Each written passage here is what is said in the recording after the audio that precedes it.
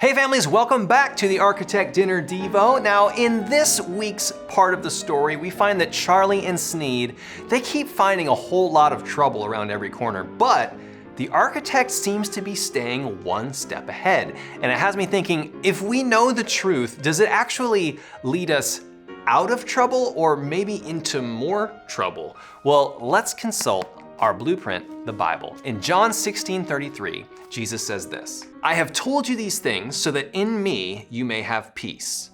In this world you will have trouble, but take heart, I have overcome the world." Now, what does it look like for Jesus to overcome the world?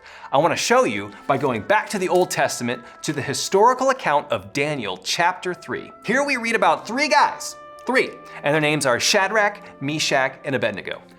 Weird names, but they're great guys, okay? And they live in a province called Babylon. And the leader of Babylon, Nebuchadnezzar, he has just made this gold statue and he really loves this thing because he's making everybody in Babylon bow down and worship. Now, Shadrach, Meshach, and Abednego love God and they worship God only, but they will be thrown in a fiery furnace. This is what the Bible's talking about when it says you will have trouble. But I wanna see how Jesus overcomes the world in this story.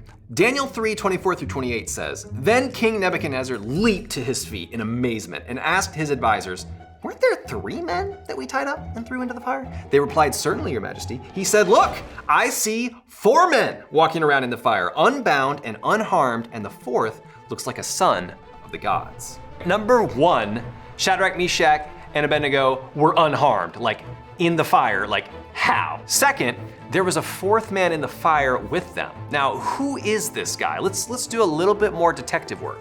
When King Nebuchadnezzar sees the 4th man, what does he say the man looks like? He looks like a son of the gods.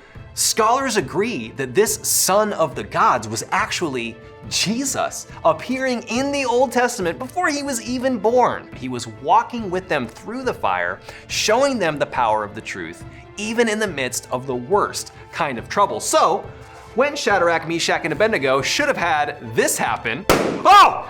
It scared me. Instead, this is what happened. Wait, how?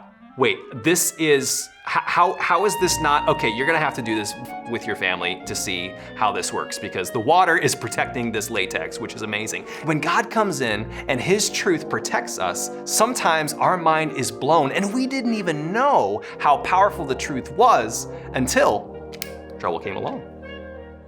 Proverbs 30 verse 5 says, "Every word of God proves true. He's a shield to all who come to him for protection."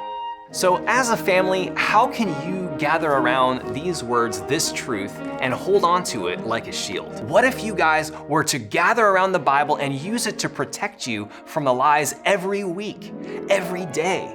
You would find that holding on to this truth is totally worth the trouble. This has been today's Architect Dinner Devo. See you next time.